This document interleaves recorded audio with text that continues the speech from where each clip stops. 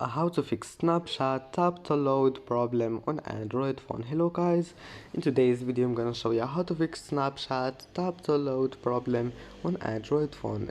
First open settings and then scroll down until you find here apps, and now click apps again, and here just type here Snapchat and then click on it. And first thing you need to do here is to click storage and then click clear cache and click force stop, and now your problem must be fixed.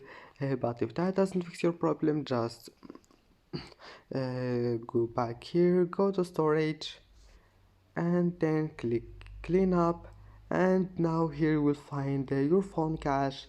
Now clean all of those here and click delete. Then just go back and try again, and if that also doesn't fix your problem, just update your Snapchat. And that's it. Don't forget like and see you in the next video.